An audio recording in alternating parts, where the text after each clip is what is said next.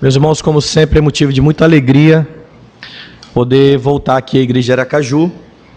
Vocês vão reparar que eu estou um pouco rouco do acampamento, mas todas as vezes que eu venho, eu não deixo de me emocionar com a vibração da igreja ao cantar e louvar o Senhor.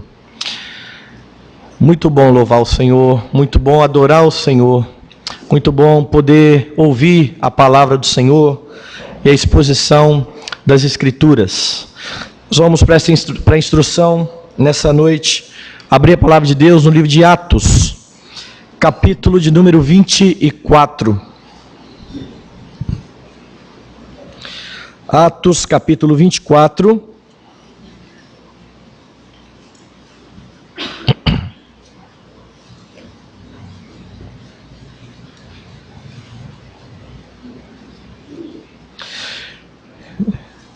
Eu quero ler do verso 14 ao verso de número 16.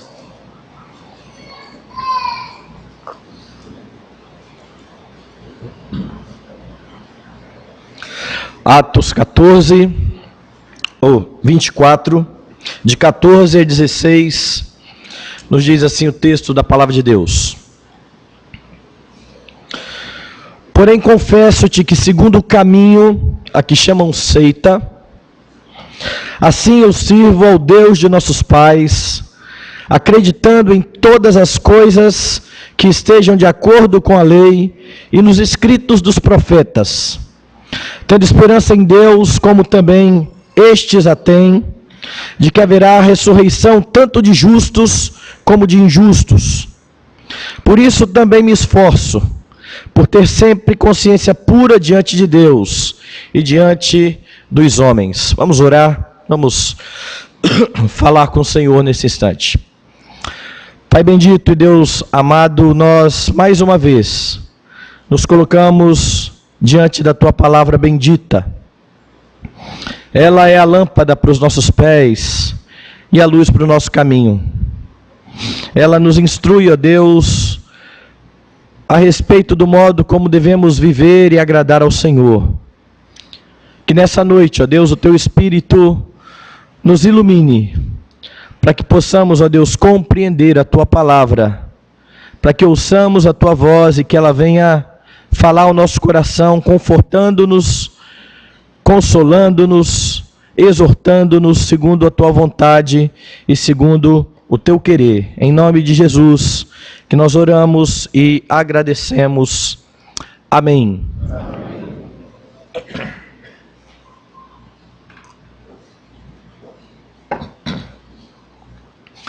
Meus irmãos, nós vivemos no meio de uma grande confusão doutrinária.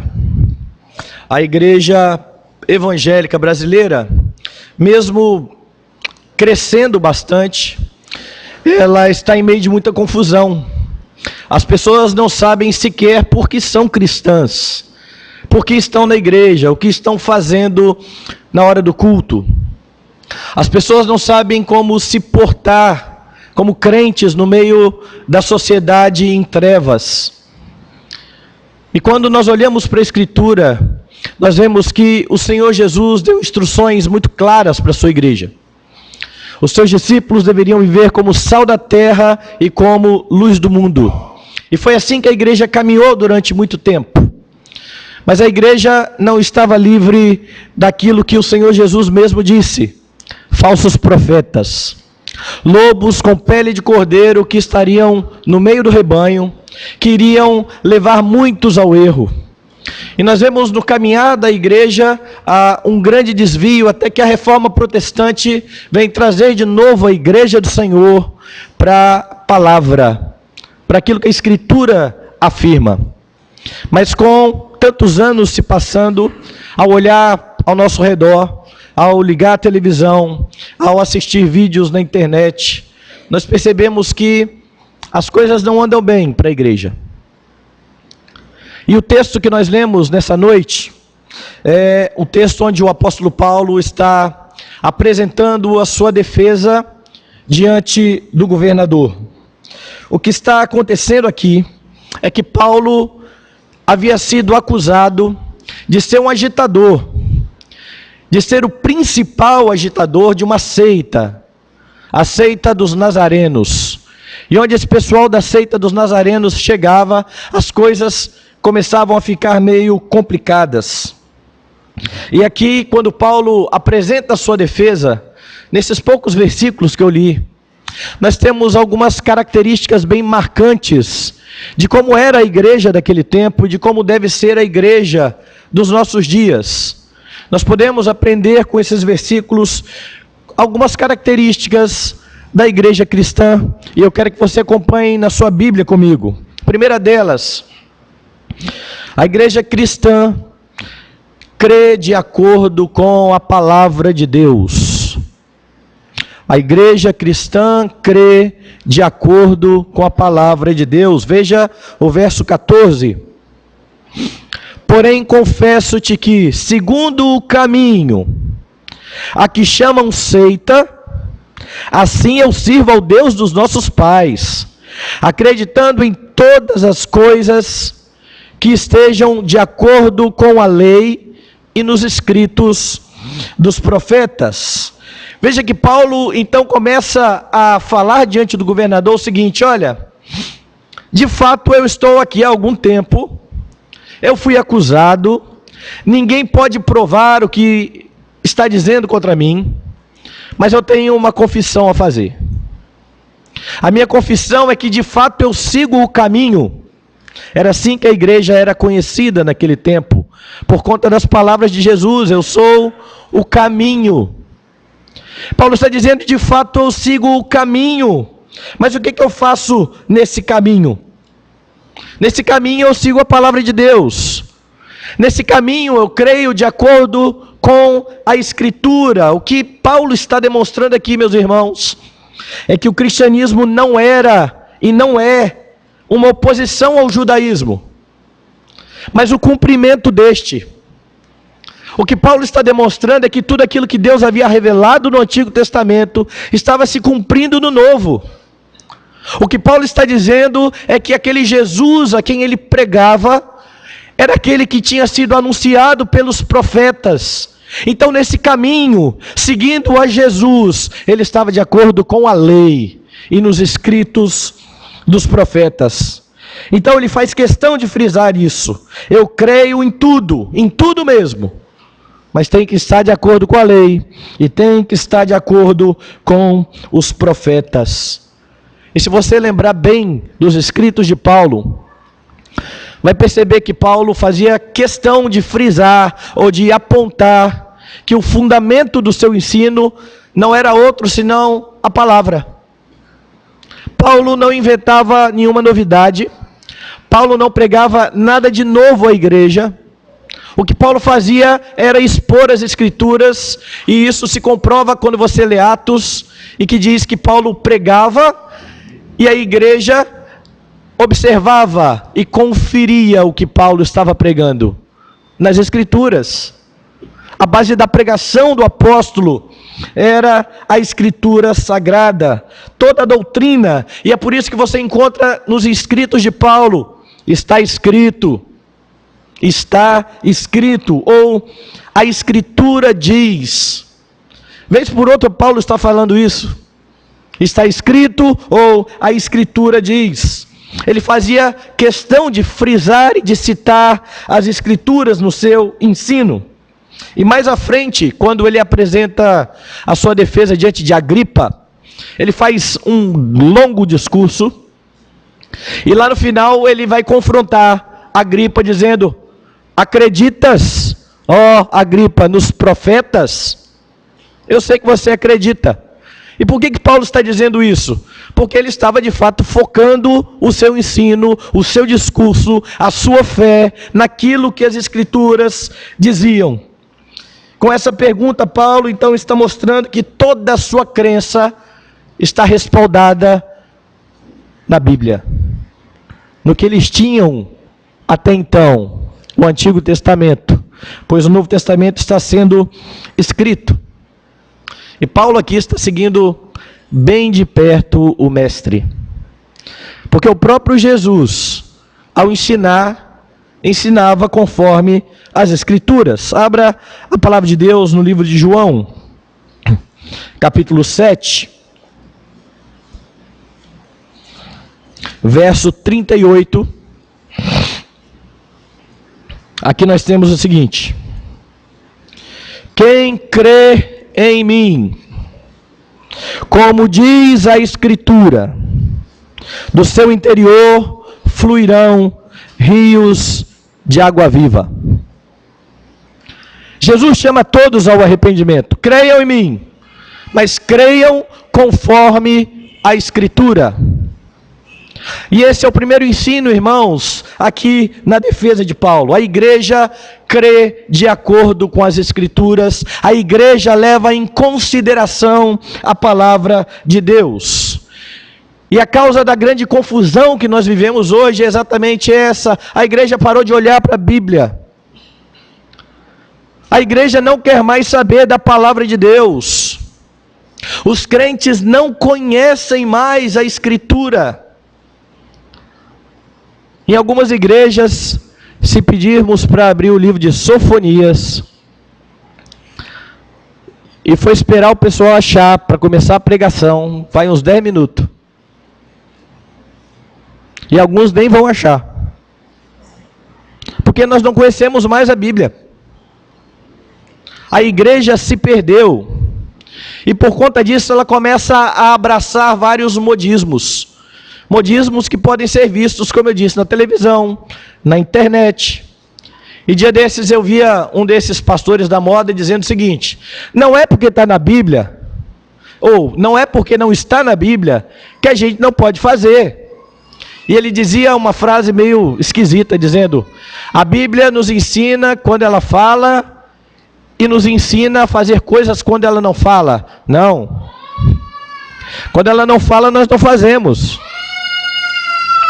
O que fazemos, como nos portamos em culto, na sociedade, no lar, é aquilo que Deus diz na sua palavra. E é por isso que a palavra deve estar bem guardada no nosso coração. É por isso que não existe cristianismo verdadeiro sem palavra. É por isso que a Reforma dizia que uma das marcas da igreja verdadeira era a exposição fiel da palavra. Porque sem Escritura, irmãos, o que há é um amontoado de gente sem saber o que faz. Semelhante àqueles homens que Jesus olhou e percebeu que estavam como ovelhas sem pastor. Exatamente porque o ensino a que eles eram expostos não era um ensino genuíno da Escritura, mas distorções que eram feitas pelos mestres, pelos fariseus. E é por isso então que no Sermão do Monte Jesus confronta exatamente o ensino dos fariseus com o seu ensino. Vocês ouviram o que foi dito, eu porém vos digo. Não é novidade, vocês viram o que eles estão ensinando? Eu vou ensinar o correto. Eu vou ensinar o que a Escritura sempre disse. E Jesus então expõe com fidelidade aquilo que o Antigo Testamento dizia, para que os seus discípulos possam ser diferentes dos fariseus. Para que a sua justiça possa ser acima, para que ela vá além daquilo que os fariseus diziam e faziam. E se você, meu irmão e minha irmã, quer honrar a Deus, você deve conhecer a palavra e deve fundamentar a sua fé na palavra. Pois como disse Jesus, quem crê em mim, como diz a Escritura, do seu interior fluirão rios de água viva. Certa vez eu recebi uma pessoa para aconselhamento, uma pessoa que passava por grandes problemas, ansiosa, numa depressão profunda, cristã, crente presbiteriano, para falar da nossa igreja. E eu comecei a conversar a respeito de fé, sobre o que ele cria. E uma das perguntas que eu fiz é: quem é Jesus para você? Pois Jesus traz paz, não é isso? Eu vos deixo a paz, eu vos dou a minha paz. Jesus nos dá alegria. Jesus nos dá satisfação. E esse homem não tinha nada dessas coisas. E eu perguntei, então, quem é Jesus para você? E a resposta dele foi a seguinte: membro de uma igreja. Pastor, eu acho que Jesus é o seguinte: tem um planeta onde tem vários Jesuses. E eles estão comprometidos com a paz no universo. E o que veio aqui é um desses. E eles estão aí espalhados por todo canto. E em princípio eu quase olhei para ver se tinha alguma câmera, para ver se era pegadinha. Mas era sério. E o que eu falei para ele é que esse Jesus que ele cria era um ídolo. Não era o Deus da Escritura. Não era aquele que prometeu paz. E é por isso que, buscando esse que ele cria, ele nunca encontraria paz, pois ele estava crendo errado. Mas ele foi instruído e era membro de uma igreja. Congregava todos os domingos. Fazia parte de departamento da igreja, sem saber quem era o Senhor e o Redentor. Então, quando Paulo está diante do rei dizendo: eu estou de fato no caminho, e nesse caminho eu creio no Cristo dos profetas, ele está dizendo que nós também devemos ser assim. Que nós devemos conhecer profundamente o nosso Senhor, e isso só se dá, irmãos, por meio da palavra, e não por meio do cristianismo sensitivo dos nossos dias, onde as pessoas querem sentir a Jesus, em vez de conhecê-lo por meio da palavra, onde as pessoas estão procurando emoções, ao invés de entendimento. E veja, com isso eu não estou falando contra as emoções, elas têm o seu lugar. Eu falei aqui há pouco que todas as vezes que eu escuto a igreja cantar eu me emociono. Eu não sou contra a emoção, eu sou contra as emoções sem entendimento. Você pode se emocionar e deve, quando você entende pela Escritura que você merece o inferno, que você nunca buscou a Deus, que as suas obras diante dele são como trapo de imundícia, de que o que você merece mesmo é a ira do Deus Todo-Poderoso, que enviou o seu Filho que nunca pecou, por causa do seu pecado, para a sua redenção. E se você não se emocionar ao ler a história de um Deus assim, você ainda não entendeu a fé cristã. Mas se você não conhece nada disso e vive arrepiando e vai na igreja achando que Deus falou com você, cuidado, você está enganado. Nós cremos de acordo com a Escritura e não de acordo com o que achamos. Nós cremos segundo a Escritura e não de acordo com filosofias humanas. Nós cremos de acordo com a Escritura e não como a artimanha e astúcia dos homens. Na história da igreja houve um período onde teólogos que ficaram conhecidos como teólogos liberais começaram a colocar em dúvida a palavra de Deus, começaram a menosprezar e deixar de lado a palavra, e a consequência disso foi a morte das igrejas. Os crentes não tinham mais razão e nem esperança, pois se o que está nesse livro é mito, pois se o que está nesse livro não pode ser de fato crido, não há motivo de esperança. A igreja crê de acordo com as Escrituras, Mas Paulo fala mais.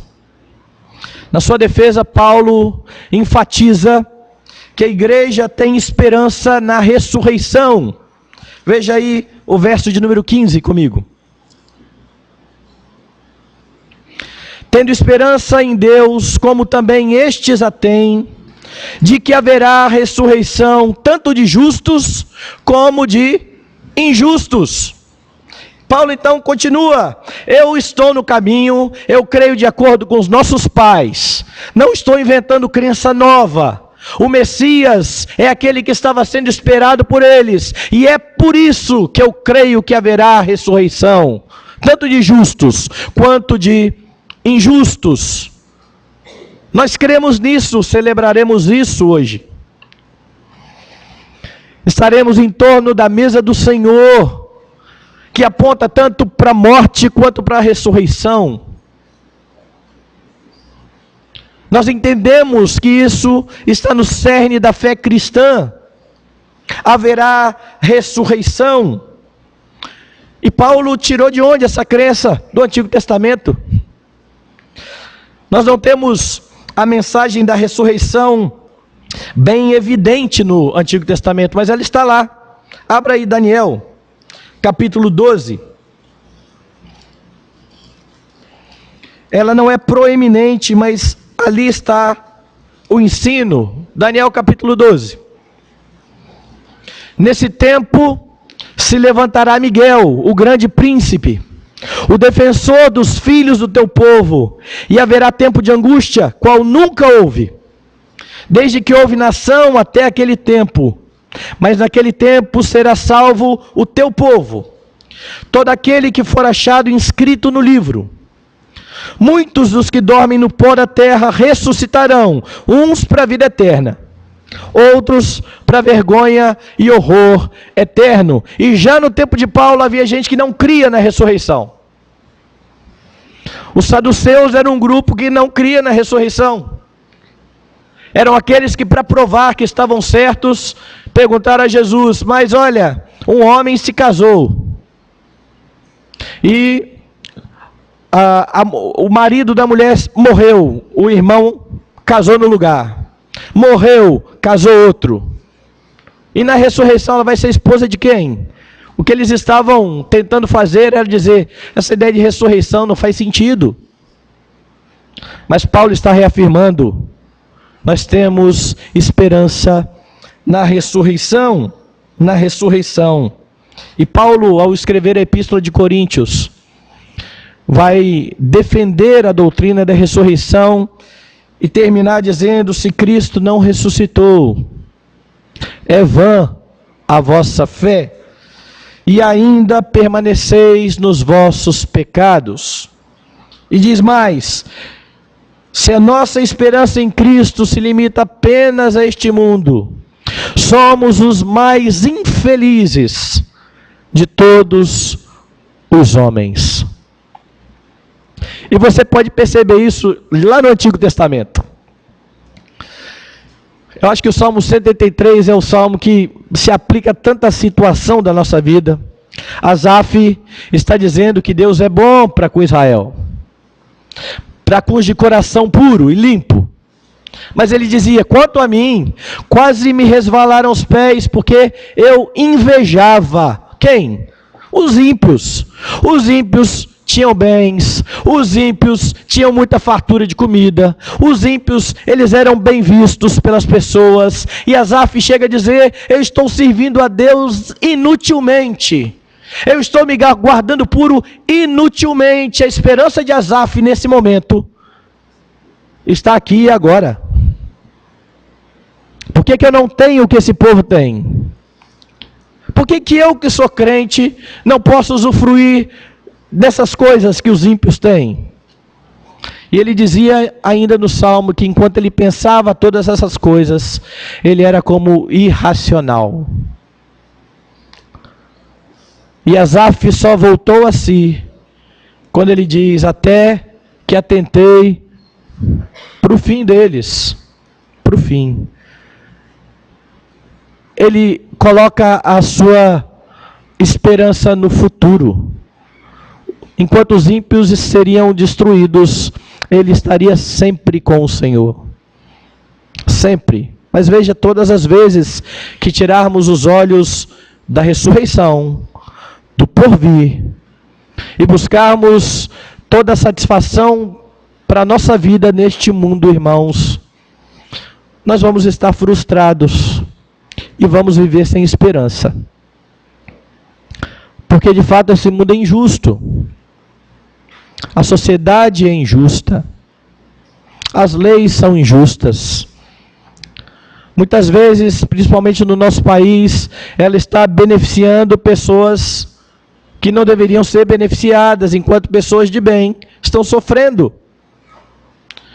E se eu entender que eu preciso ser feliz somente aqui, e não entender que há muito mais do que isso, eu nunca serei feliz. Eu nunca terei esperança. E então Paulo frisa: eu tenho esperança de que haverá ressurreição tanto de justos como de injustos. A doutrina da ressurreição é tão importante que Paulo chega a afirmar, Pedro chega a afirmar, que nós fomos regenerados mediante a ressurreição de Cristo. Nós só podemos nascer de novo, ter nova vida, porque Jesus ressuscitou. E Paulo chama de esperança. Esperança da ressurreição. Onde é que você tem mantido os seus olhos? Qual é a razão da sua esperança? O que te motiva a ser cristão, a vir à igreja, a adorar o Senhor? E a resposta em muitos lugares, em muitos arraiais é: Jesus pode mudar a minha vida aqui. E pode mesmo. É verdade. Mas eu temo que muitas vezes estejamos fazendo uma propaganda enganosa para o povo. Porque as pessoas dizem o seguinte: creia em Jesus e tudo vai melhorar. Depende do que você diz por melhorar. Se você está dizendo que você agora está condenado e vai sofrer a ira de Deus, creia em Jesus e vai melhorar, vai. Agora você vai receber misericórdia. Você está reconciliado. Ok, mas não é isso que nós falamos. Você está com a família ruim, despedaçada, crê em Jesus e vai melhorar. Diga isso para o muçulmano. Porque a partir do momento em que ele disser eu creio em Cristo, a família vira as costas para ele. E ele vai dizer: mas qual é melhor? Eu não estou vendo. Que melhor é essa? Porque não é sobre isso que a Escritura está dizendo. Eu não tenho dúvida, irmãos, que o Senhor pode restaurar completamente famílias.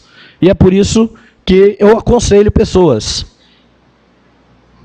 Mas eu não tenho dúvida que muitas das nossas tribulações não vão ser retiradas. Exatamente para mantermos o nosso foco no que é importante, para não nos perdermos nesse mundo, para não ficarmos tão seduzidos com esse lugar. E é isso que João vai ensinar quando ele diz: não ameis o mundo, e nem as coisas que é no mundo. Quem ama o mundo não tem o amor do Pai. O que está no mundo passa, mas aquele que faz a vontade do Senhor permanece para sempre. Só crendo em ressurreição, para entender que haverá aquele que permanece para sempre. Este mundo tenta nos seduzir, e muitos têm se deixado envolver, e é por isso que tem muito crente que começa a falar em morte, quase morre. Quase morre de susto. Vamos mudar de assunto? Vamos mudar de assunto. Se tem alguém aqui que é assim, reveja. Nós não precisamos temer morte. Eu ouvi John Piper falar uma coisa que eu achei interessantíssima uma vez. Ele falando sobre doença. Ele falava: a doença é como o meu carro. Ela me leva para onde eu quero ir. Mas a gente quer ficar tanto aqui. Parece que nós amamos muito isso aqui. E enquanto estamos aqui, devemos de fato honrar a Deus, ser bênção, servir ao próximo, mas entendendo, irmãos, que nós somos peregrinos, que esse não é o nosso lugar, e que um dia haverá ressurreição. Essa é a esperança de Paulo, e essa deve ser a esperança da igreja. Não se fala mais de ressurreição, não se canta mais sobre ressurreição. Antigamente se cantava mais sobre céu, se cantava mais sobre ressurreição. Hoje se canta sobre a minha vitória tem sabor de mel. O meu milagre vai chegar. A minha bênção vai vir aqui hoje. Eu vim buscar uma bênção. É tudo aqui. Tudo está restrito aqui. E não há mais expectativa para aquele tempo em que não haverá sofrimento, nem choro, nem dor, e onde estaremos para sempre com o Senhor. Para sempre. Mas não se prega sobre ressurreição, consequentemente, irmãos, não se fala sobre juízo. E Paulo está falando aqui, ressurreição de justos e de injustos. Haverá juízo. E é por isso que a terceira característica que Paulo cita aqui na sequência é que a igreja cristã é aquela que busca ser santa e busca testemunhar do Senhor. Veja o verso 16. Por isso também me esforço. Por isso o quê? Porque haverá ressurreição de justos e de injustos. Eu me esforço. Para quê? Por ter sempre consciência pura diante de Deus e diante dos homens. Ora, o que é isso? Consciência pura diante de Deus. Santidade de vida. Deus nos chamou para ser santos. Deus nos chamou para ser separados desse mundo. Nos chamou para morrer cada dia mais para esse mundo, mortificar cada dia mais a nossa carne, os desejos do nosso coração, e buscar as coisas que Ele estabeleceu para nós.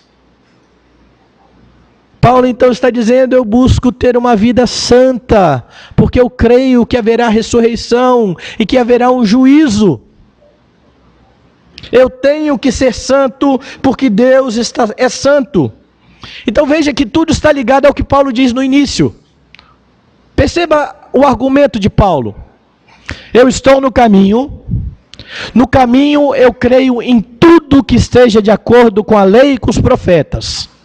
Por isso eu creio na ressurreição, e por isso eu procuro ser santo. Logo, a santidade se dá pelo conhecimento da Escritura e pela aplicação dela. E é por isso que eu reafirmo, não dá para ser crente sem conhecer a Bíblia. Não dá para ser santo sem estudar a palavra. Quando o Senhor pediu ao Pai que santificasse a sua igreja, foi mediante a palavra. Santifica-os na verdade, a tua palavra é a verdade. A santidade passa pela palavra, passa pelo conhecimento de Deus, dos seus propósitos, da sua lei. Lei que é justa, que é santa e que é perfeita. E veja a palavra que Paulo usa. Eu me esforço. Porque não é natural mesmo. Eu tenho que buscar. Paulo, em outra passagem, vai falar que ele esmurrava o seu próprio corpo, para não correr o risco de ter pregado a outros e ele mesmo ser desqualificado. É um esforço. Ele diz isso a Timóteo: exercita-te na piedade, exercita-te. Você não vai ser santo de um dia para o outro. E nem vai ser santo porque decorou caixinha de promessa. Você vai ser santo a partir do momento em que conhecer a palavra e pela ação do Espírito cumpri-la. Porque podemos. Ele nos libertou do pecado para que pudéssemos agora cumprir a sua lei, não para ser salvo por ela, mas para honrar aquele que nos salvou. As pessoas às vezes entendem a lei de forma errada, acham que a lei serviu para salvação e nunca foi. Eu enfatizei lá no acampamento exatamente isso. Primeiro Deus salva o povo, depois Deus dá a lei. Eu sou o Senhor que te tirei da terra do Egito. da casa da servidão. Então, não tem outros deuses, não faça imagem de escultura, e vem as leis todas. Cumpra a lei, porque eu te salvei. Seja santo. E você vai ver essa mensagem em todo o Antigo Testamento e no Novo Testamento. Anda na minha presença e ser perfeito. De que maneira poderá o jovem guardar puro o caminho, observando segundo a palavra? A igreja prima por santidade e busca por santidade. Ela tem que ser diferente desse mundo. Diferente. E o que seria a consciência pura diante dos homens? Testemunho. Quando as pessoas nos veem e sabem que as nossas obras apontam para aquele que nos salvou. Jesus ensinou isso no Sermão do Monte. Assim brilhe também a vossa luz diante dos homens, para que eles vejam as vossas boas obras e glorifiquem a vosso Pai que está nos céus. Já lá no Antigo Testamento, o Salmo 117 chamava a atenção de Israel para isso. Israel se perdeu no seu trabalho de proclamação. E aí o salmista começa dizendo: louve a Deus todos os gentios, porque Deus é bom para com Israel. A lógica é: Israel recebeu a benevolência do Senhor, a lei do Senhor, guardava e vivia pela lei, e as outras nações entendiam: esse povo é gente sábia, e que tem um Deus justo, chegado a eles. Só que Israel se perdeu nisso, queria Deus para si, não queria mais a proclamação de Deus. Você vê isso no profeta Jonas. Mas Paulo está dizendo: eu quero ter a minha consciência pura diante dos homens. Eles têm que ver aquilo que eu faço. A qualificação para o presbiterato é exatamente ser irrepreensível, mas diante de todos, dos de dentro e dos de fora. A igreja, irmãos, é marcada por santidade e por testemunho, bom testemunho. E esse bom testemunho se dá pela santidade de vida. Porque se você cumprir a palavra com o auxílio do Espírito, você vai ser honesto. Você vai ser justo. Você vai ser longânimo, bom, misericordioso. Você vai produzir aquilo que é chamado fruto do Espírito. Isso decorre da palavra crida e vivida. Porque estamos naquele que é a árvore, do qual somos galhos ou ramos e que frutificamos. Testemunhamos a respeito de Cristo, do mesmo Cristo que está anunciado no Antigo Testamento e que Paulo faz questão de dizer que seguia. Que seguia. Você tem buscado, irmão e irmã, uma vida reta e santa diante de Deus? Esse é o alvo, lutar contra os desejos da sua carne. Porque há muitos cristãos que já pararam de lutar e acham que é assim mesmo. Ele vai pecar e não vai ter jeito de lutar contra esse pecado. Enquanto a Escritura caminha na contramão disso: andai no Espírito e jamais satisfareis a concupiscência da carne. Nós temos que buscar isso. Buscar isso.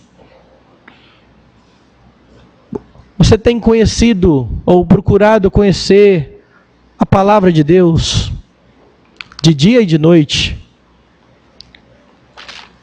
Qual é a sua frequência nos cultos, nos estudos? Você tem buscado conhecer mais e mais a Escritura? Porque é dela e pelo cumprimento dela que vem a santidade e o testemunho. Isso é uma característica nossa. E nós devemos viver assim, para a glória daquele que nos chamou e nos salvou. A igreja cristã é aquela que crê de acordo com as Escrituras, é aquela que crê que há ressurreição e que tem esperança nisso. E que por causa disso busca uma vida santa e testemunha a respeito do seu Salvador. É muito bom nos reunirmos como igreja. É muito bom cantar louvores a Deus. É muito bom ter comunhão com aqueles que foram salvos pelo mesmo Senhor que nós. Mas essas coisas não podem terminar quando nos despedimos com um amém. Elas têm que continuar até o próximo domingo, quando nos reuniremos para a adoração, mas de acordo com o testemunho que demos durante toda a semana, com a vida santa que buscamos durante toda a semana. Pois se não for assim, irmãos, até o culto vai ser abominável a Deus, como era o de Israel, denunciado por Isaías, lá no capítulo 1. Deus estava cansado daquele culto, porque era um culto onde todos os atos eram corretos, mas que procedia de corações que não amavam o Senhor, que estavam distantes da lei do Senhor. Adore a Deus, mas honre ao Senhor quando você sair daquela porta para fora. E irradie a luz de Jesus Cristo. Proclame o nome daquele que deve ser a razão da sua vida. Creia que você é apenas um peregrino nesse mundo e que aquilo que nos espera é muito maior do que qualquer coisa que possa nos seduzir aqui e agora. Tenha esperança no porvir, para não ser contados com aqueles que estão entre os mais infelizes de todo o mundo. Que Deus nos ajude a andar em santidade diante dele. Que sejamos dia a dia agradecidos pela obra de Cristo, do mesmo Cristo anunciado pelos profetas, crido pelo apóstolo Paulo, anunciado por todos os apóstolos, e que um dia foi revelado a nós, por graça e misericórdia, para que pudéssemos ser seu povo de propriedade exclusiva, povo santo, separado, que adora o Redentor. Amém. Vamos curvar nossas cabeças. Reverendo Alan Kleber vai nos conduzir em oração.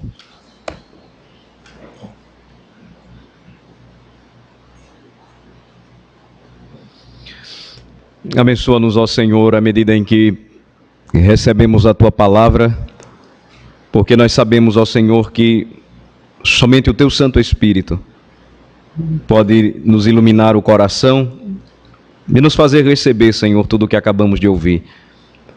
Rogamos que produzas os efeitos tão necessários para as nossas almas, que possamos produzir frutos que serão colhidos por completo no decurso desta vida e galardoados na eternidade.